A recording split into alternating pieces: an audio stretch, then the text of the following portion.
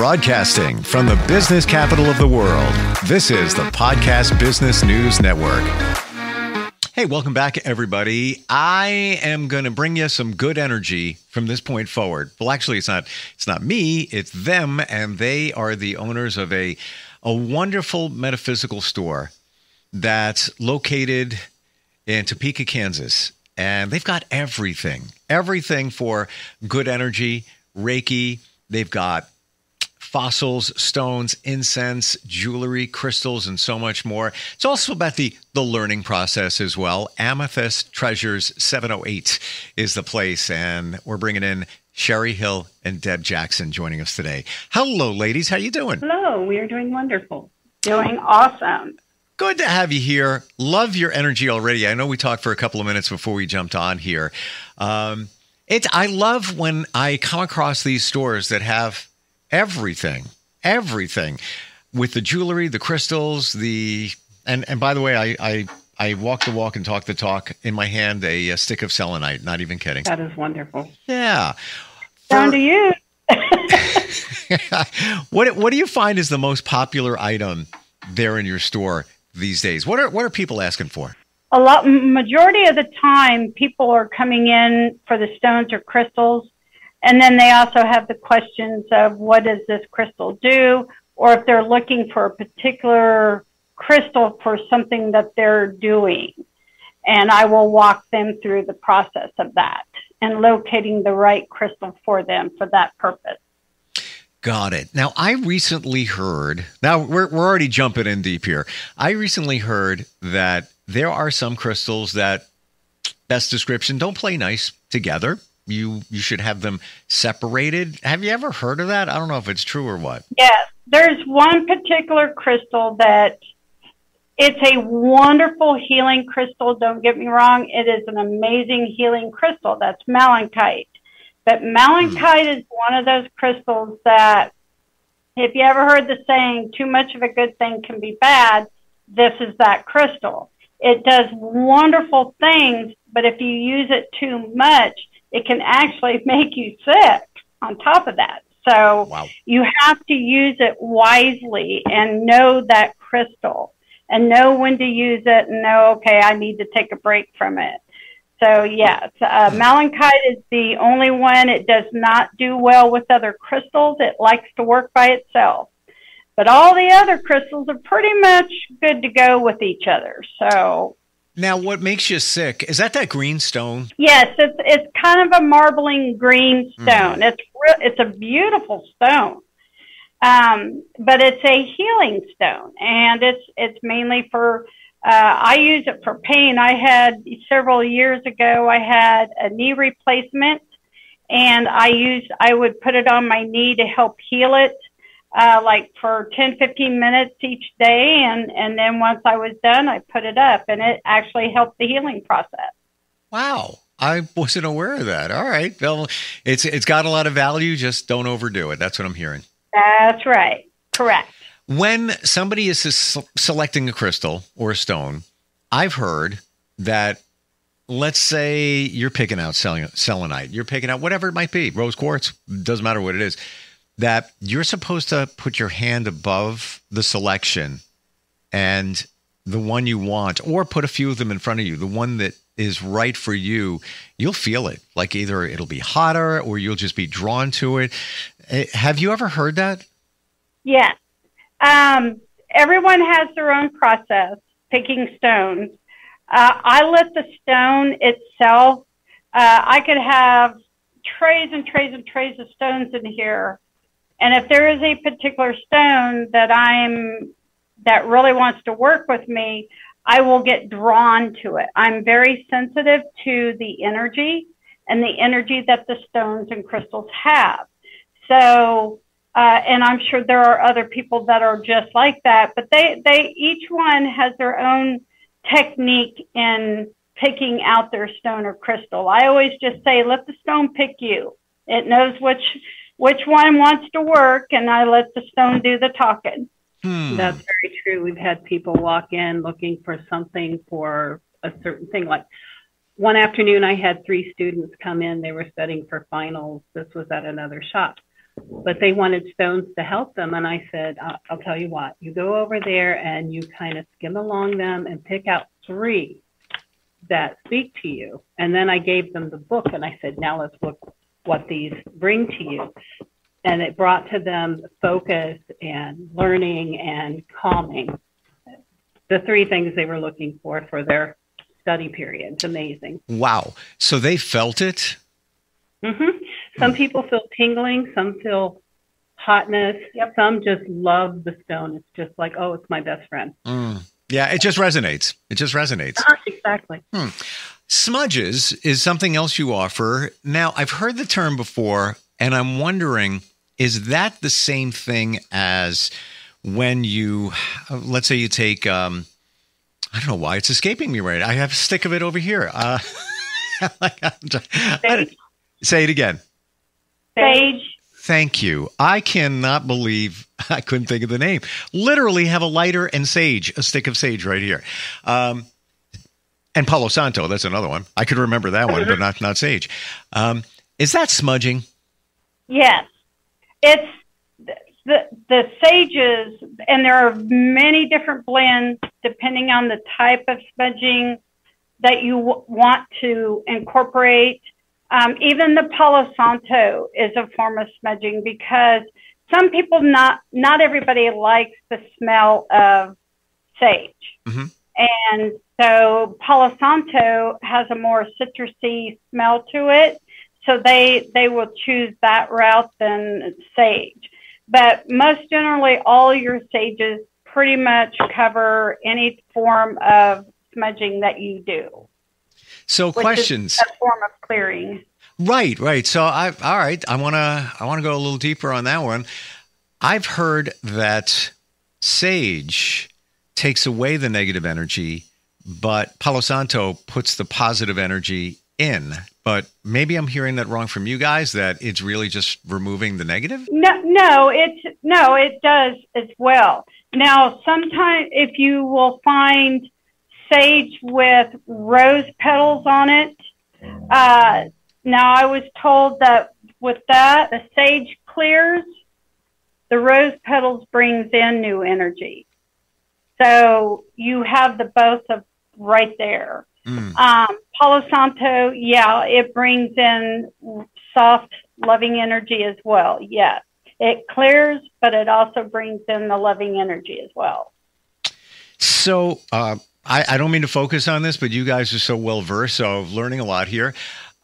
When you're smudging for that, whether you're using sage or Palo Santo, what's the correct way? I've heard all different things, from clockwise to counterclockwise, to make sure you open the closets, to make sure you have an open door or window.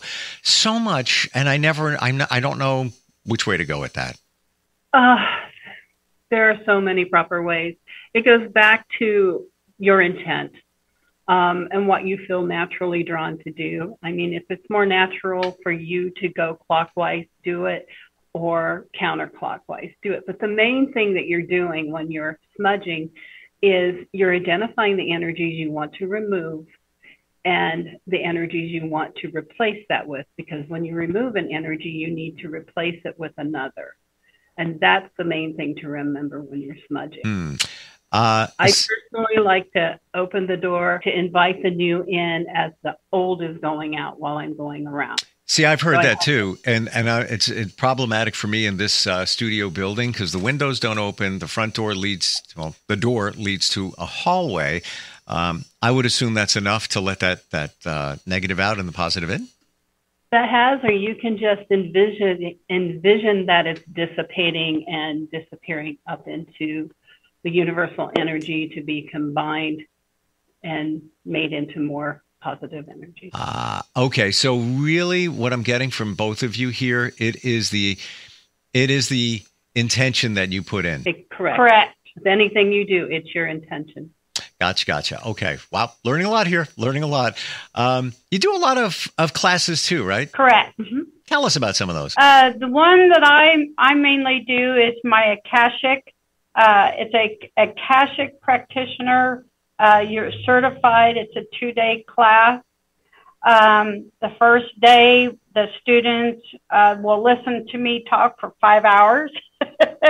On the second day, they will start to open and close their records, and then they will be paired off with other students periodically to open and close their records.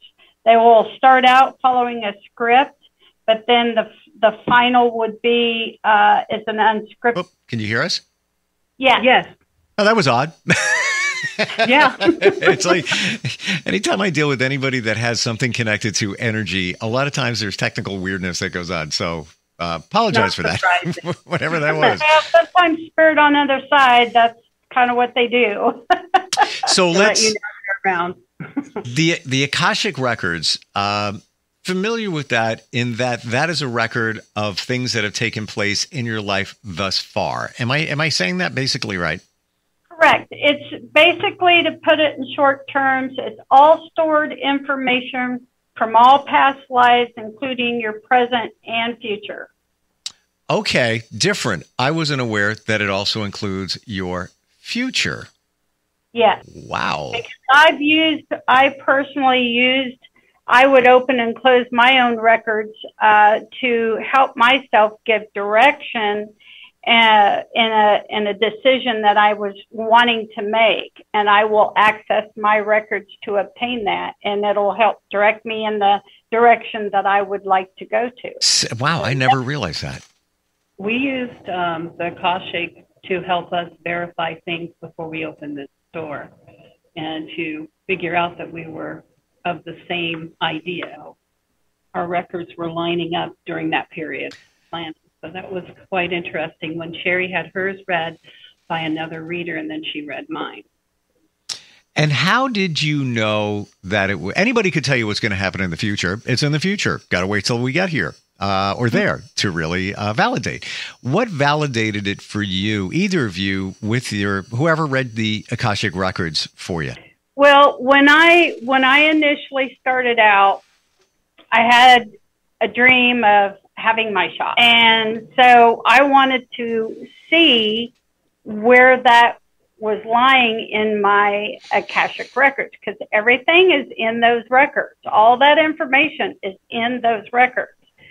So having my mentor, she was the one that opened up my records, and she explained to me that, yes, this was going to happen.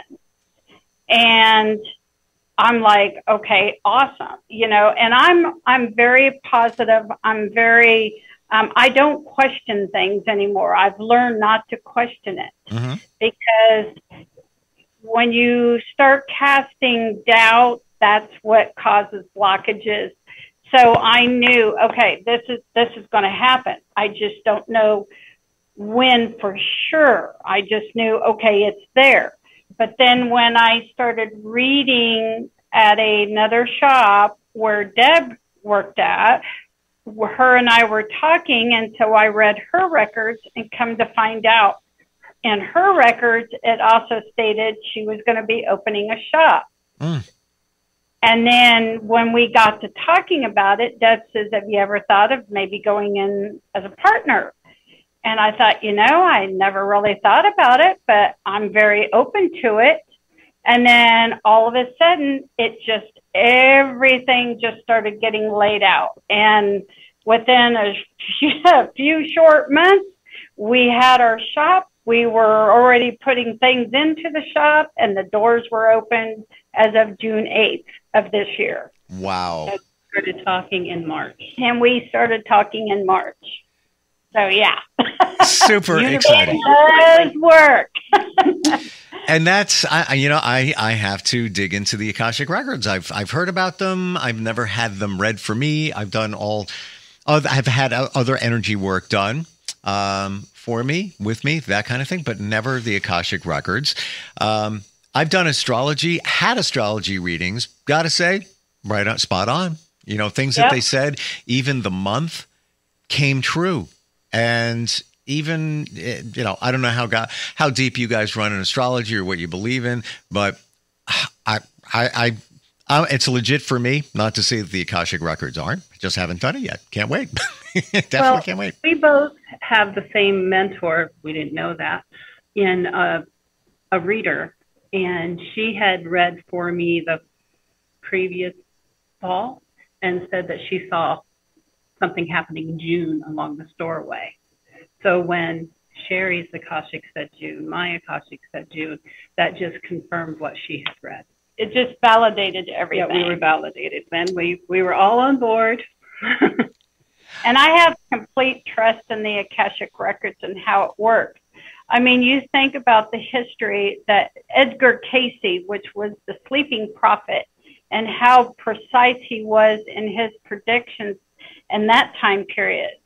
And just numerous other people's using Akashic Records to obtain information. I've had people go, well, I don't see what the point of having an Akashic Record is. And I said, well, it's because we want to learn or understand what is coming or what we're to do.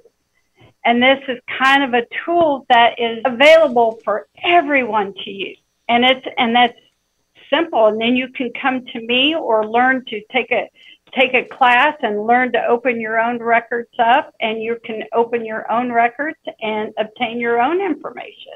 Wow. It's an awesome source of information. It really, truly is. It's been a useful tool. A lot of our clients that have come in were either at a crossroad or an impasse, and having their Akashic Records read helped Sherry to identify the blockages or what movement they needed to do to get themselves to where they were headed.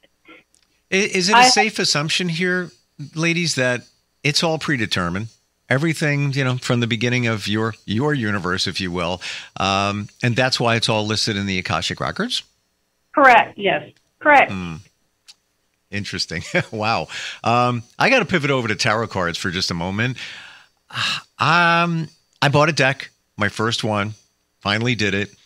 I pull cards. Interesting. A couple of times it was, definitely aligned with what was going on, my intention. What's your advice if somebody wants to do that on their own? And I bought a basic set. Kyle Gray. I don't know if you know who he is. Oh, yes. I love Kyle Gray's deck. I have 2 of his decks. Yes, I love his cards. Yeah, it just seemed so simple in terms of the deck, the message, the information. I'd have to remember what deck I have. I think it's the Angelic Divine Masters. Maybe I'm trying to remember. Yes, I have an Angelic deck of his, and I also have the Angels and Ancestors one as well. And I use both of them. For people starting, it's also another great tool. Now, keep in mind, I never thought in 1,000 years I would be reading cards. Never thought I was ever going to do that. Mm-hmm. Just not my forte. Well, my guide said, well, guess what, Sherry? We're going to have you read cards. And the reason is by reading cards, it helps you build that connection even stronger. So people learning to read cards, the first thing I would suggest you do, first of all, let the deck of cards, just like the stones and crystals, I let the decks pick me. And then once I get that deck of cards and I open it up, I take every card in that deck and I'm touching it and looking at it. So you're making a connection with those cards. Then once you do that, you shuffle them as many times. And I go with what my guides are telling me. So I'm listening to my guides. And if I'm shuffling a deck for somebody, I'll hear my guides go, come on, Sherry, keep shuffling. Nope, not yet. Whoop, shuffle one more time. And then I'll lay it out. And then I let my client pick 1 or 3 cards out. So you also have to trust the information that you are getting. And that's the key to it, all of it, is trusting the information you are getting. It's not always easy, and a lot of people struggle with it, but just keep going with it. You will understand. You will get it.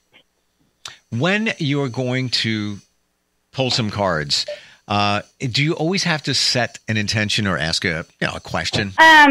Basically, what I do, when I first started out, I would do a 1-card pull each day for myself.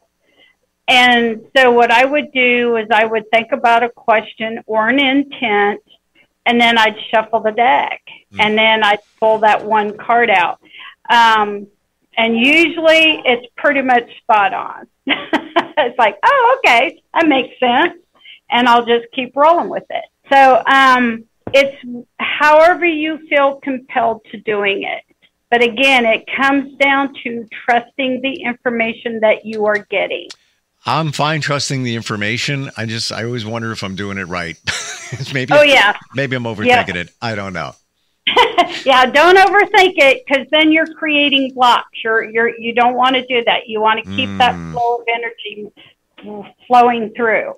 Yeah, that's a great point. And I never thought of that. And I'm a big believer in just what you said, but I never thought that I could be putting up blocks by wondering if I'm doing it right. Just go, like they say, go with the flow. Just go. That's just right. Do it. Wow. That's exactly right. Tell us how we can find your store, or if somebody wants to reach out, maybe they have a question about some of the stuff that we're talking about. You can find us on Facebook. We have a heavy presence there. We're also on Instagram. It's ametreasures708.com. It's also our web page, and our email, which is ametreasures708@gmail.com. Gotcha. And the 708 is because you're located at, that's your street address. Boulevard in Topeka, Kansas. Got it. Right near the zoo. Beautiful talking with both of you. Sherry and Deb, thanks for joining us today. Thanks for all the insight, and learned so much, validated a lot that I've been thinking about over quite some time now. You guys know your stuff. Looking forward next time we get together. Wonderful. Thank you. Thank you so much. Thank you. Have a blessed day. You too. Broadcasting from the business capital of the world, this is the Podcast Business News Network. Hey, Dad, how do airplanes fly? What's in this box? Can I touch this? Where does sand come from? Is this tree good for climbing? What happens if I mix these two things together? How are babies made? What does this thing do?